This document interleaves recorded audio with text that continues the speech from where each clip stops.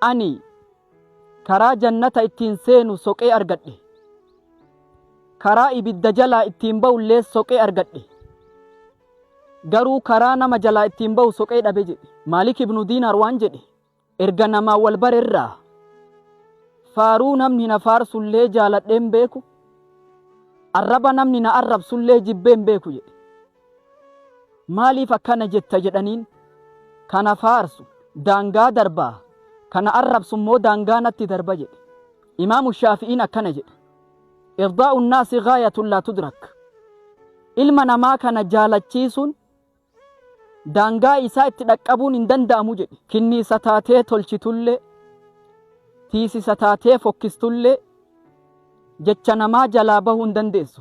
Yeroo garii nama wajjiin jiraachuu caala adda kee jiraachuutu sii caala. Namni fageenyaas si ilaalee si kabaja, dhiheenyan ammoo si tuffata. Namuma gaafa si hin beenne kabaja sii qabutu gaafa si beeku immoo si tuffata. Jaalalli namaa oomuyyuumi, nama arra si leellisetu boru si qeeqa. Qalbiin namaa jannataa miti, keessa turuuf hin dhiphatin. Gaafa namni jaalala rabbii maraxatee jibba namaa itti dhiise, namuma isa jibbuu deemu sanillee as gara galchee jaalachiise ufillee isa jaalata. Nama ammoo waan rabbi jibbisiisu dalagee, waan fokkuu fi waan badduu dalagee nama jaalachiisuuf jecha deeme, namuma inni jaalachiisuuf deeme sanillee itti gara galchee namni sunillee jibbee rabbillee isa jibba jedha rasuulli kenna alayhi salaatu wassalaam. inna allaha idhaa ahabba cabdan naadaa jibriil.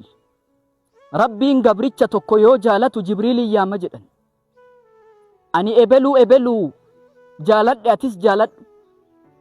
Dubbiin rabbi biraa baate jibriilin dhaqqabde. Malakaa samii guutee jirtu kana hundatti lallaba jibriil. Gaafa warri samaawaataa jaalala walii labse, samirraa dhuftee dachii tana buuti jaalalti.